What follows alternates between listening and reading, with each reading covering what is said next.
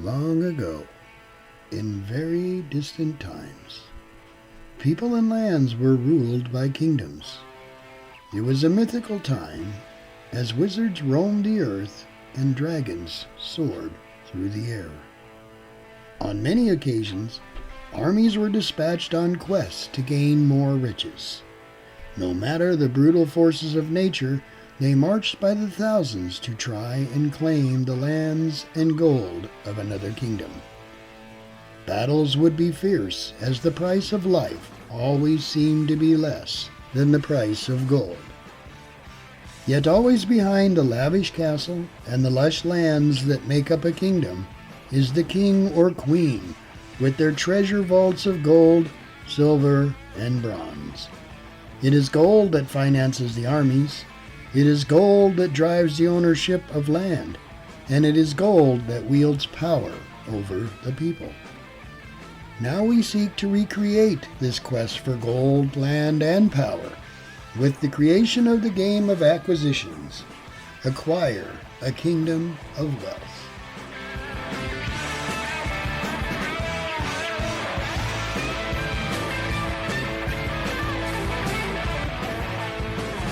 The board for the game of acquisitions is a very exciting, innovative arrangement that presents unusual game strategy.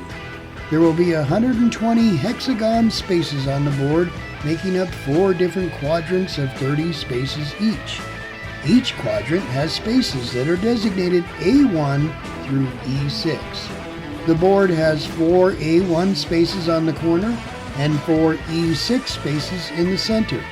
Essentially, the players are playing on 4 different boards within one board. The game of acquisitions will utilize destination cards and buildings instead of designated tiles. Each player will hold 6 destination cards in their hand. When they decide to play a card, they place it in a discard pile, grab a random building from the pile, and place the building on the board. Because of the unique design of the board, if a player holds the B5 destination card, they have 4 different choices of where to play their card until the game progresses. Another player may play the B5 in the space you wanted before you get your chance. There will be 3 different sized buildings. Each one will have a hexagon base to fit into the spaces on the board. They will be natural colors with etched tops so that the players can build a unique landscape of kingdoms. The small buildings will be square. The medium buildings will be circular. And the tall buildings will be hexagon. Crest stones will be used to designate the different kingdoms, and they will be made to be able to be inserted into any building. There are 7 different kingdoms, and they each have a different amount of kingdom cards that can be purchased by each player. There is a hierarchy of pricing for the kingdom cards, depending on the metal that is found in that kingdom. Value cards are provided to let all players know how much each kingdom card is valued at in the beginning and how much they are valued at as the kingdom grows or as they are taken over. Solon Clan with 22 kingdom cards and Watt's Castle with 24 kingdom cards have gold as their metal, and their kingdom cards start at 400 liras per card. Wizard's Den with 26 kingdom cards, Falcon Crest with 29 kingdom cards, and House of Kraus with 31 kingdom cards have silver as their metal, and their cards start at 300 liras per card.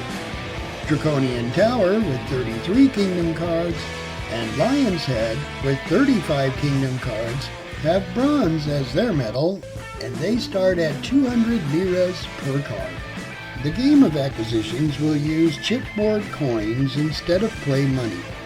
Each player will receive 6,000 liras to start the game. Players can purchase 3 kingdom cards per turn. There are 40 gold coins worth 5,000 lira, 60 silver coins worth 1,000 lira, 25 bronze coins worth 500 lira, and 25 copper coins worth 100 lira each. Well, thanks for taking a look at my project. Hopefully you end up with a game of acquisitions on your table. Don't let this opportunity pass you by. Once again, I urge you to examine this investment and realize it will bring you rousing competition and great social interaction for years to come. Don't let the sun go down on you.